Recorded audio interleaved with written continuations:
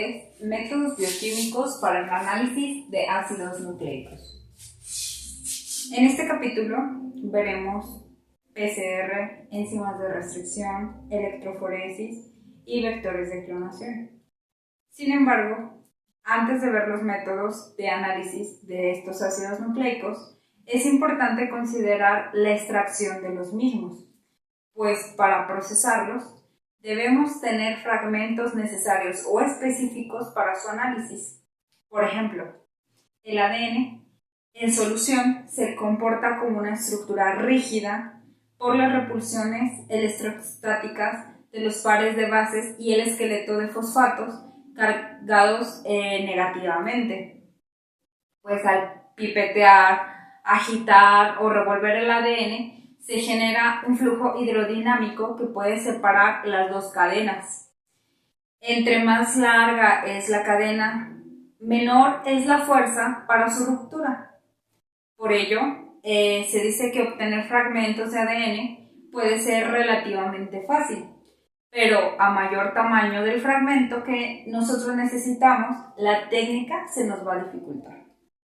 Una técnica de extracción generalmente da fragmentos de entre 100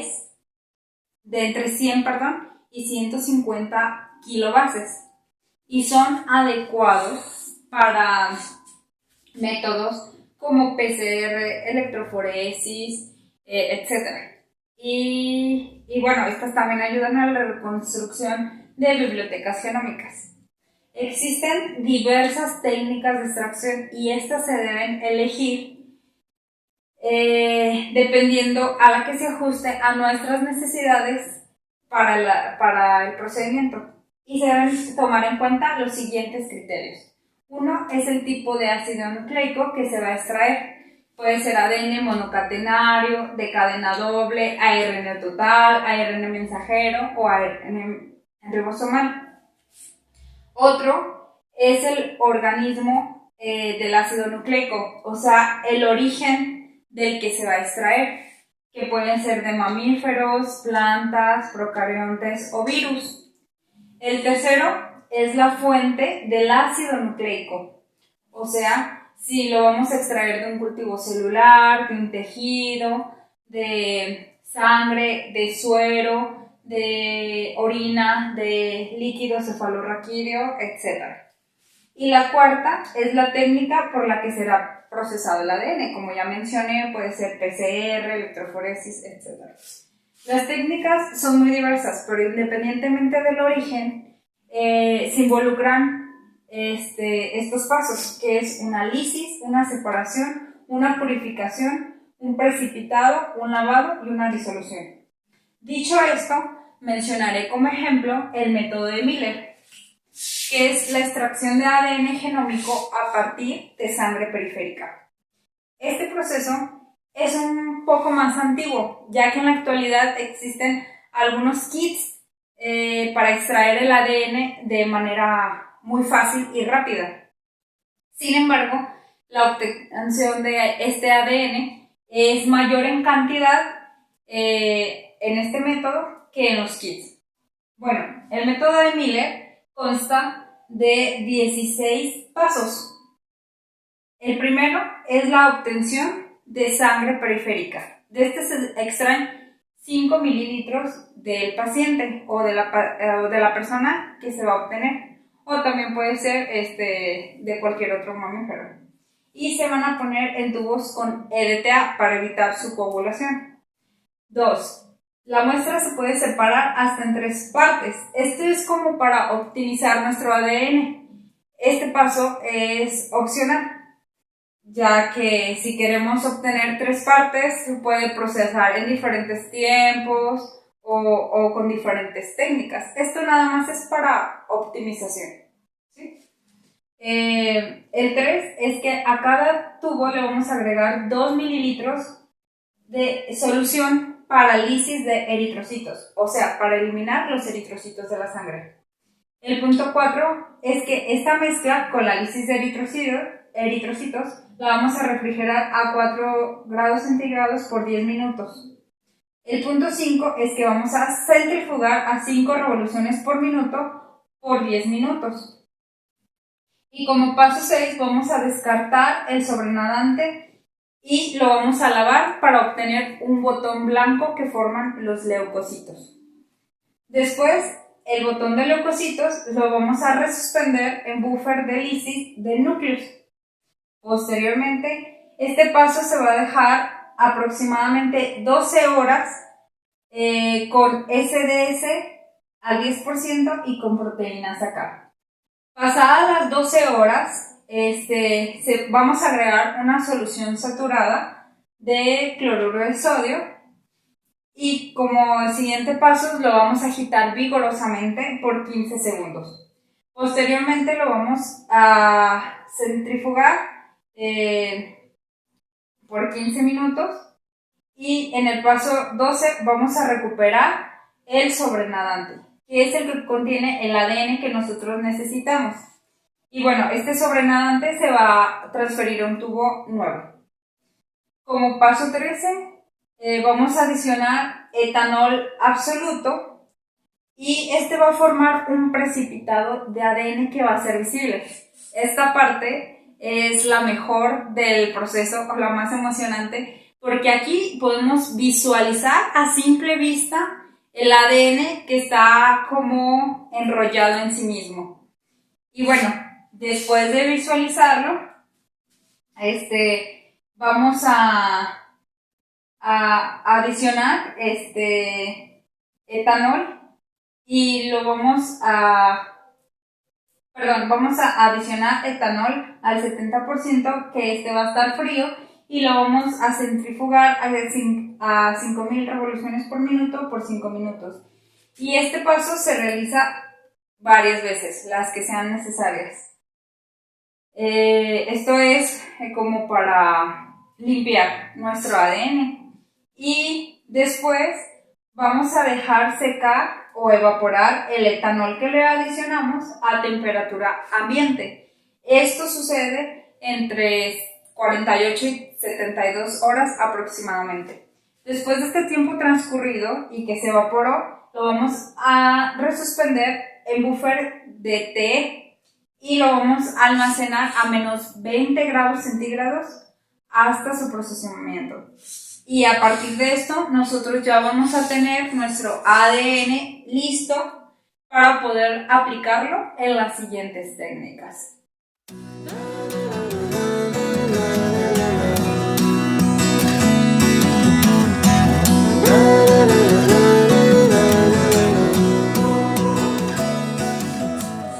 El primer tema del tercer capítulo es PCR o la reacción en cadena de la polimerasa.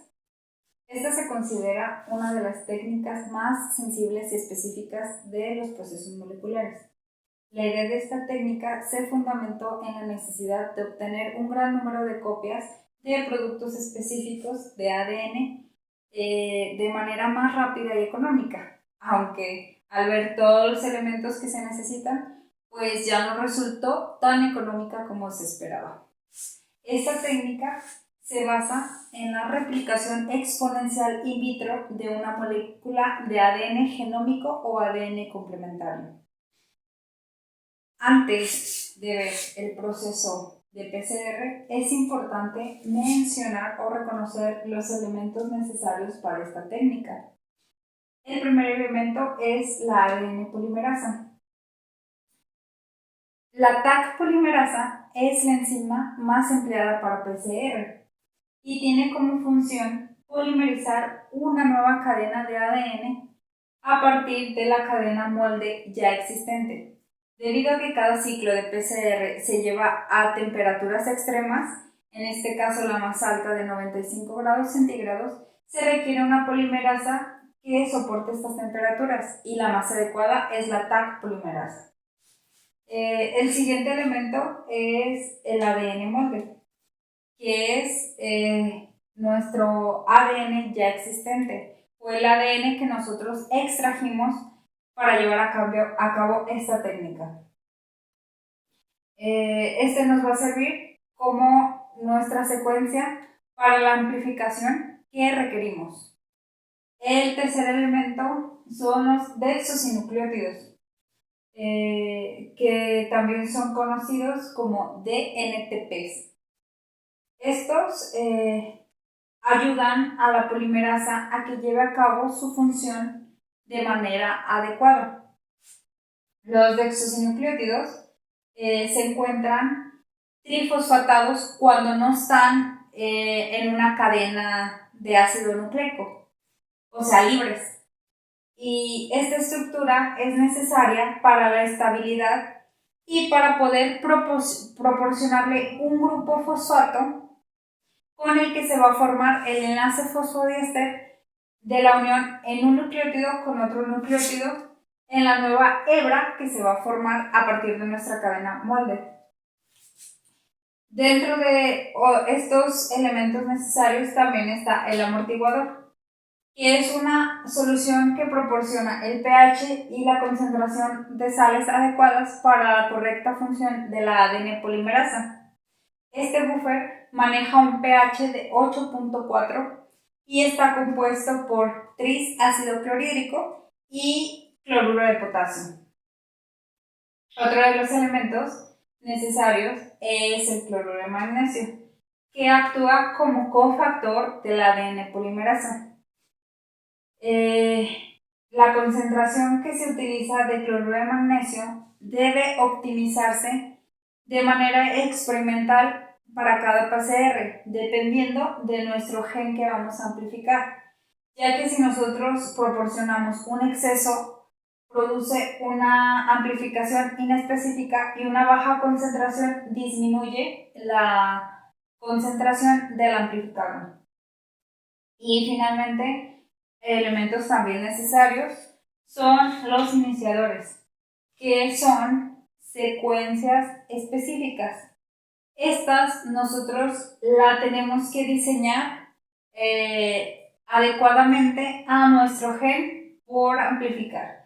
Estos son la clave del éxito de una buena PCR, ya que estos se unen específicamente reconociendo la secuencia blanco de nuestro ADN molde y permiten que nuestro TAC polimerasa se una para complementar las cadenas. Estos tienen iniciadores sentido y antisentido, que son los que se unen según a la secuencia que van a dar origen. Y bueno, con estos elementos ya podemos observar de mejor manera cómo se lleva a cabo la técnica de PCR o nuestra amplificación. Para la PCR primero necesitamos un termociclador, que es el equipo que nos va a ayudar a la amplificación. Este es capaz de cambiar la temperatura en cuestión de segundos. Por lo general lo logra a partir de enfriamiento, calentamiento, de resistencia eléctrica, con una placa metálica que contribuye a que toda la temperatura de la placa sea homogénea para nuestras muestras, en los tiempos que se da en un rango de segundos a minutos. Y bueno, a partir de eso ya podemos observar que tenemos nuestro ADN molde. De este ADN molde se va a dar el inicio de la desnaturalización. Esta se realiza a 95 grados centígrados y tiene como objetivo desnaturalizar la doble cadena de ADN, o sea, destruir las estructuras secundarias cortando los puentes de hidrógeno. Esta temperatura se mantiene de 30 segundos a 1 minuto, pues dependiendo de nuestro gen. Y bueno, la temperatura de desnaturalización y los tiempos en cada uno de los pasos se acoplan de manera experimental. Como ya lo dije, dependiendo del tamaño de nuestro gen y los fragmentos que deseamos obtener. Ya que cada gen pues tiene diferentes tiempos y temperaturas para poder amplificarse. La alineación, que es nuestro segundo paso, lleva un rango de 50 a 65 grados centígrados. Esta temperatura se puede obtener a partir de la cantidad de nucleótidos que tiene nuestro fragmento, o sea, la cantidad de timinas y adeninas, de citosinas y guaninas. Con esto nosotros podemos sacar un cálculo para obtener esta temperatura. Aquí, en la alineación, es donde se unen nuestros primers y forman un híbrido con nuestra cadena molde. Este híbrido permite que se formen los puentes de hidrógeno y el ADN polimerasa continúe la adición de nucleótidos en la cadena molde. Y bueno, esto continúa en la extensión, que produce una temperatura óptima para que el ADN polimerasa continúe su función al añadir los nucleótidos para terminar las dos hebras. Esta extensión se puede dar a 72 grados centígrados por 5 minutos. Y aquí es cuando las cadenas se empiezan a complementar, como lo dije, con la ADN polimerasa. Y finalmente hay una ampliación final, que una vez terminados estos ciclos, a partir de otra temperatura de 72 grados centígrados, hace que haya que la polimerasa, termine su extensión, y esta se lleva por 5 minutos. Finalmente, hay un almacenamiento temporal que se lleva a 4 grados centígrados. Al finalizar esto, nosotros ya tenemos nuestras copias de amplificación. Es importante también mencionar que estos, tanto la desnaturalización, alineación y extensión, se llevan a cabo por diferentes ciclos. Y estos ciclos también se programan dependiendo de nuestro gen. Pueden ser de 30 ciclos a 35 ciclos, que se lleven estos 3 pasos.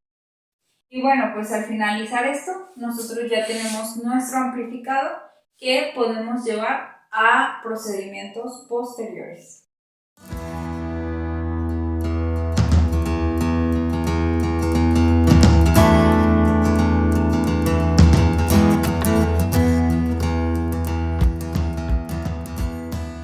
El tema 3.2 es enzimas de restricción.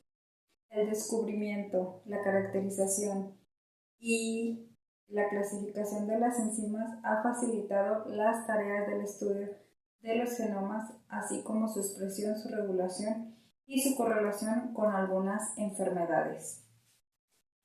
Las enzimas de restricción son una herramienta primordial para el uso de diversos ensayos útiles en investigación clínica, desde la determinación de polimorfismos hasta la formación de vectores de ADN recombinante y clonaciones de secuencias provenientes de humanos, virus, bacterias y demás microorganismos de interés.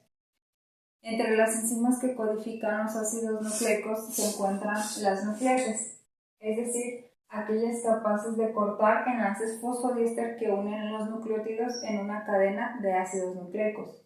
Las nucleases se denominan endonucleasas si son capaces de cortar un enlace fosfodiéster en nucleótidos localizados dentro de la cadena del ácido nucleico, y reciben el nombre de exonucleasas si cortan los enlaces fosfodiéster al exterior de la cadena.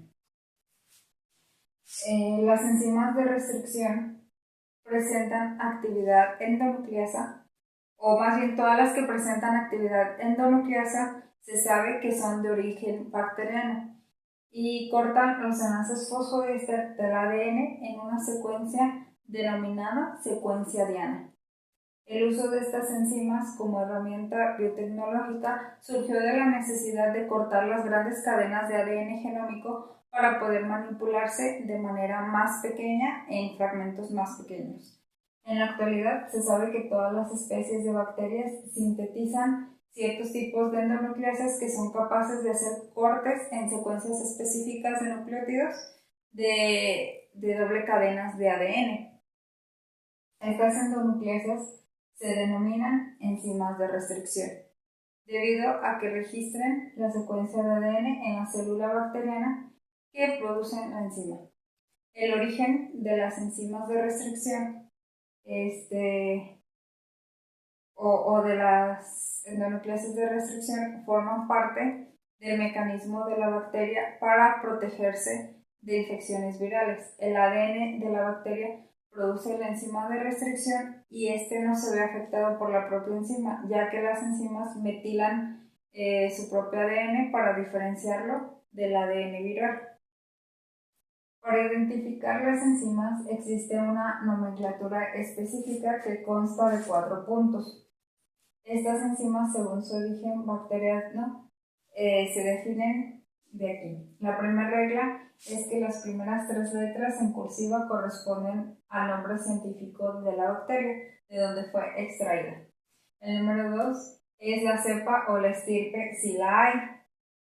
El número 3 es que en números romanos se pone para distinguirse si hay más de una especie de esa misma.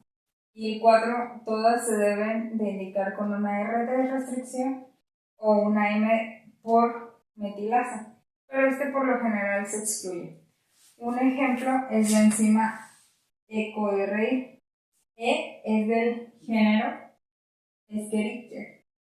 Co es de coli, R es de la cepa RB13 y 1 es que es la primera enzima endonucleasa aislada de ese organismo. También las enzimas de restricción se clasifican de acuerdo a su función y estas hay de 3 tipos, tipo 1, tipo 2 y tipo 3. El grupo 1 reconocen una secuencia específica de nucleótidos y hacen un corte aleatorio en la doble cadena de ADN en cualquier secuencia a una distancia de 1000 pares de bases del sitio de corte o del punto diana. Además, tienen función de metilar su propio genoma y estas requieren ATP para poder moverse a lo largo de la molécula de ADN. Otra es el tipo 2.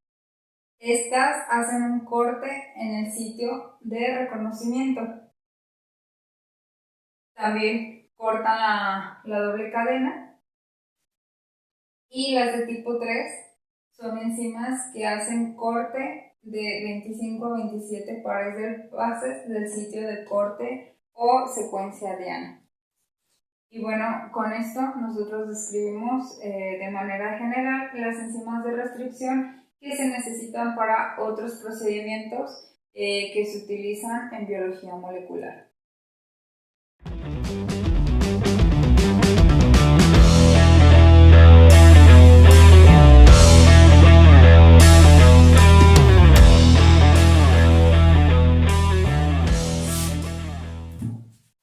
El siguiente tema es electroforesis. En biología molecular, una gran cantidad de técnicas que se realizan comúnmente requieren el uso de una electroforesis. La mayoría de las biomoléculas poseen una carga eléctrica cuya magnitud depende del pH y del medio en que se encuentran.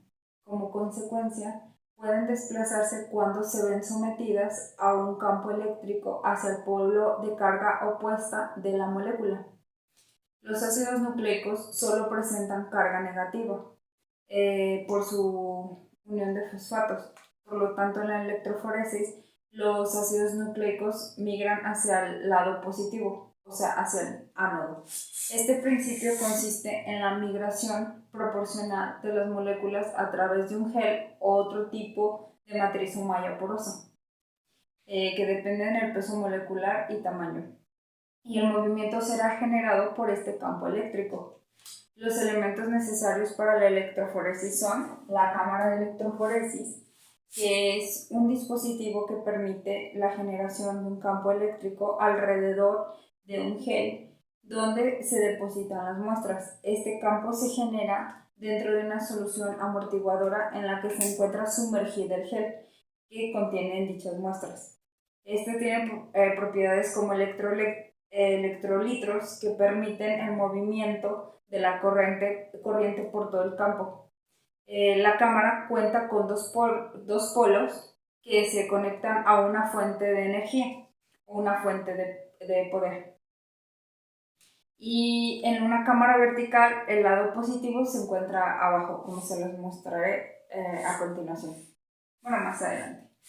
Otro es el gel, que el gel es un campo donde, como de soporte donde se debe colocar la muestra con el fin de evitar perturbaciones para su separación. El gel debe ser semisólido o gelatinoso y que esté compuesto por polímeros que formen una malla o poros, microporos tridimensionales por el cual puedan avanzar las moléculas dependiendo de su densidad y tamaño. Los geles se dividen en agarosa o poliacrilamida. La agarosa es un polisacárido extraído de algas marinas que tienen propiedades de mantenerse en estado sólido a temperatura ambiente y este se disuelve fácilmente a temperaturas aproximadamente de 50 grados centígrados. Este se torna líquido y se solidifica cuando está frío y se hace un campo poroso. El gel de poliacrilamida es un polímero sintético termoestable que es incoloro y químicamente inerte, con el que se pueden generar geles con un alto intervalo de tamaños del poro. Este es el resultado de la polimerización química de una mezcla de acrilamida y bisacrilamida. El tamaño del poro depende de la concentración total de poliacrilamida, que es acrilamida más bisacrilamida.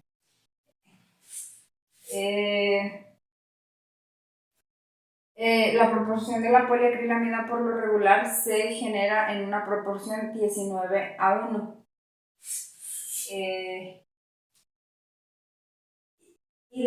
Depende de la proporción, hay diferentes porosidades. Y la ventaja es que esta tiene menores porosidades al de agarosa. Otra diferencia con el de agarosa es que el gel de poliacrilamida es neurotóxico y este solamente se tiene que manejar con mucha seguridad y con el equipo adecuado, mínimo guantes, lentes y bata. Y la agarosa, por lo contrario, como no es neurotóxica, se puede manipular de mejor manera. Sin embargo, la poliacrilamida tiene una ventaja. Su poder de resolución al ver los resultados es mayor ante los geles de agarosa. Otro de los elementos o herramientas es el buffer de corrimiento. Este buffer es de la misma composición del pH con el buffer que se prepara el gel, ya sea de agarosa o de poliacrilamida. Este proporciona el medio de transmisión de la corriente eléctrica dentro de la cámara de electroforesis. Otro es el marcador de peso molecular, que son moléculas de ADN o proteínas que permiten medir la comparación de los fragmentos de nuestras muestras que sometemos al proceso. Los marcadores de peso molecular ya están disponibles de manera comercial en amplia variedad de tamaños. Otro es el buffer de carga, que es un amortiguador que tiene como fin poner peso, densidad y color a la muestra. Se disuelve con la muestra y se coloca en el pocillo y permite monitorear su corrida dentro del gel. Lo conocemos comúnmente como jugo azul y contiene gileno, glicerol y azul de bromotimol. Otra de las herramientas es el transiluminador violeta, que permite visualizar al finalizar el gel las muestras y las bandas, ya que emite energía fluorescente. Por ejemplo, los geles de agarosa que están teñidos con un elemento que se llama Cyber Green o Cyber Safe, o los de bromuro de tidio, el transiluminador nos ayuda a visualizar estas bandas, ya que los primeros dos que mencioné, Cyber Green o Cyber Safe, son fluorescentes. Sin embargo, el gel de poliacrilamida se tiñe con nitrato de plata. Y este nitrato, pues al revelarse, es visible a simple vista.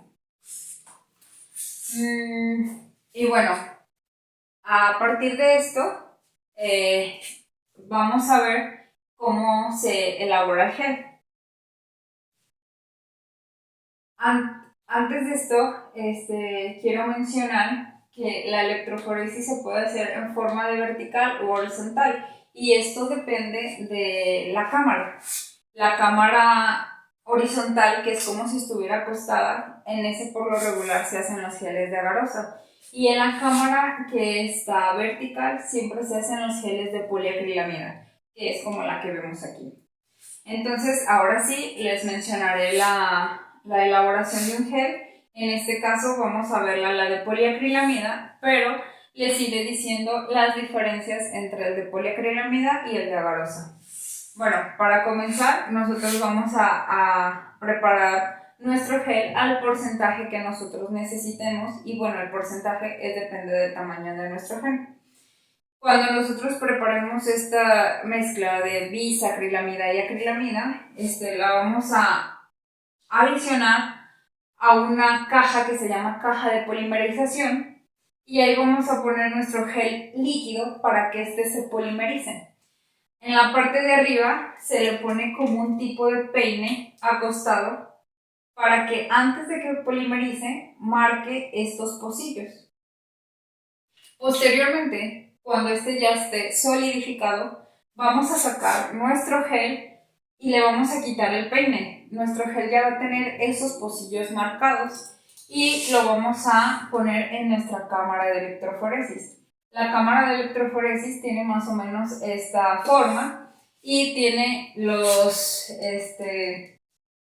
las dos corrientes eléctricas que generan. Se conecta en una fuente de poder, y también el voltaje que se maneja es dependiendo de la velocidad a la que queremos que migre nuestro gel. Y bueno, esto también se saca experimentalmente. Al conectarlo, nosotros vamos a dejar, primero vamos a inyectar en cada pocillo nuestra muestra. Esta muestra la vamos a diluir, como dije anteriormente, con el jugo azul, y el jugo azul nos va a permitir ver hacia dónde va nuestra muestra y nos va a permitir que, gracias al glicerol que tiene el jugo azul, pues tenga una mayor densidad y puedan bajar nuestras moléculas de ADN.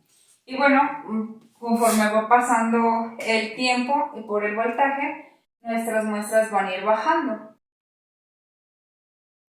Recuerden, aquí bajan porque nuestras moléculas de ADN tienen carga negativa y esta parte de nuestra cámara de electroforesis es positiva. Entonces, por la carga eléctrica va a ir hacia el lado contrario. Posteriormente, cuando ya haya corrido, que nosotros vemos nuestras muestras en la línea, vamos a retirar nuestro gel, y lo que vamos a ver en el gel van a ser las manchas del jugo azul, que visualmente se habrán separado como en dos fases. Entonces, al final nosotros vamos a tener nuestro gel así. Yo les comentaba que cuando están teñidos con Cyber Safe o Cyber Green, puede ir directo al transiluminador y se pueden visualizar las bandas. Pero en el de poliacrilamida tiene otro paso, que es revelar este gel para nosotros poder visualizar esas bandas. Para revelarlo, el proceso es similar a cuando se revela una fotografía. Nosotros vamos a utilizar para revelar este gel 3 soluciones. La solución 1, que es una solución fijadora. La solución 2, que es una solución de tinción, y en esta solución se encuentra el nitrato de plata. Y una solución 3, donde se encuentra más bien que es la solución reveladora, la que nos va a revelar en dónde están nuestras bandas y en dónde quedó pues nuestro gel. Entonces, después de esto, adicionamos nuestras 3 soluciones en 3 tiempos diferentes. Dejamos nuestro gel en cada solución por 5 minutos y en la final hasta que nuestro jugo azul desaparezca. Nosotros vamos a ir viendo cuando adicionamos la última que nuestro jugo azul se va como diluyendo, como saliendo del gel, y es así donde nosotros vamos a poder observar nuestras bandas. Y al final vamos a tener un gel así. Aquí va a estar nuestro marcador de peso molecular, el que les decía ya que se compra comercialmente y el que nos indica el tamaño del gen. Y bueno, este es comercial y nos indica el tamaño desde 10 pares de bases, 20 pares de bases, 30 pares de bases y así, y hay de diferentes tamaños, y nos va a permitir encontrar el gen que nosotros buscamos y nos va a decir si es en realidad el fragmento que nosotros necesitamos. Y bueno, al final, si nosotros revelamos, nosotros vamos a ver unas bandas como color marrón o rojizas en nuestro gel. Y por ejemplo, si yo tengo un fragmento de 30 pares de bases, que es el que espero obtener, pues nosotros vamos a ver estas muestras que se han revelado por aquí. Y bueno, así es como se hace la técnica de electroforesis, que es útil para diferentes procesos moleculares. Y bueno, con esto podemos continuar a la siguiente técnica de biología molecular.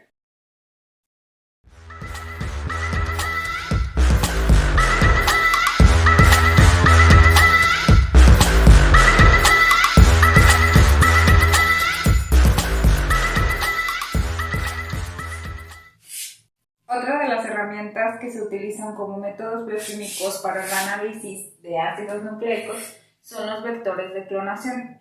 El término clonación indica el acto de producir muchas copias idénticas de una molécula de ADN. Y antes de que conociéramos la técnica de PCR, que es lo que hace, la clonación era la manera usual de multiplicar una secuencia específica. En la actualidad, la clonación se emplea para la producción de moléculas recombinantes y para determinar sus funciones en el organismo. La clonación de ADN o clonación molecular es la introducción de un fragmento de ADN denominado inserto dentro de una molécula de ADN denominada vector, que puede replicarse de manera autónoma independientemente del genoma de la célula hospedera o donde se encuentra. El resultado es la obtención de millones de copias de una molécula recombinante compuesta por ADN proveniente del inserto y del vector. El inserto puede ser ADN obtenido de cualquier organismo y puede permanecer como ADN genómico, ADN complementario, producto de retrotranscripción de ARN, un producto de PCR o un ARN obtenido por transcripción in vitro. Un vector se define como una molécula de ADN de doble cadena que tiene la capacidad de albergar un fragmento de ADN exógeno, o sea, que tiene un origen diferente. Existe una clasificación de vectores de acuerdo con su uso. Se clasifican en vectores de clonación y vectores de expresión. Los vectores de clonación tienen la función de almacenar secuencias y obtener grandes cantidades de ADN insertado o de la molécula recombinante. Los vectores de clonación suelen ser plásmidos, fagos, fagémidos, cósmidos, cromosomas artificiales bacterianos o de levadura. Los vectores de expresión son aquellos cuyo objetivo es producir un transcrito ARN o la proteína que es producto de ese transcrito. Los vectores de expresión pueden ser plásmidos o fagos. Existen algunos elementos que forman un vector de clonación. Por ejemplo, todos los vectores de clonación poseen estos elementos básicos comunes, que son el origen de replicación, que es una secuencia en el ADN del vector que provee un sitio único de reconocimiento a las proteínas que identifican el sitio de inicio de la replicación. 2. Es el marcador de selección, que es un gen que generalmente confiere resistencia a un antibiótico o genera un fenotípico particular con el cual puede seleccionarse la célula que incorporó ese vector. En general, los marcadores de selección son únicos en todos los vectores, aunque existen algunos plásmidos que pueden contener dos. Los que son resistentes a la ampicilina y a la kanamicina son los más frecuentes que se utilizan para esto. Y 3, el sitio de clonación múltiple, que es un tratamiento de ADN que contiene una serie de sitios únicos de reconocimiento para las enzimas de restricción. Estos están muy cercanos entre sí y tienen una amplia gama de posibilidades de insertar cualquier fragmento de ADN. Y bueno, aquí podemos ver un ejemplo de estos vectores, que son los vectores de clonación y más utilizados en la actualidad, y está el tipo de vector, que son plásmidos, bacteriófagos, cósmidos y cromosomas artificiales. Y bueno, el tamaño del inserto que pueden clonar es hasta de 15.000 pares de bases, 23.000 pares de bases y 45.000 pares de bases. Y bueno, los vectores de expresión, por otro lado, se emplean con dos finalidades: generar el ARN producto de la transcripción o ver producir la proteína que porta este transcrito. Los vectores de expresión son plásmidos o fagos. Los componentes de los vectores de expresión poseen los mismos elementos básicos que los de clonación, que son estos tres: origen de replicación, marcador de selección y sitio de clonación múltiple. Pero además de estos tres, cuentan en su secuencia con por lo menos un promotor fuerte. Entonces a esta lista se le suma eso. Y esas son las características del vector de expresión. Y ya después de ver estas características, ahora vamos a ver en qué se ha aplicado la clonación génica. Esta tiene múltiples aplicaciones y es el principal impulsor de la biotecnología y del ADN recombinante. Este proceso se emplea para la producción de proteínas eucariotas en bacterias como hormonas, antibióticos, vacunas, cultivos transgénicos que son resistentes a plagas, sequías, animales transgénicos, y también para la obtención de información para el establecimiento de librerías genómicas o genotecas que permiten secuenciar por completo el genoma humano y algunos otros organismos. Y bueno, y con esto terminamos el tercer capítulo.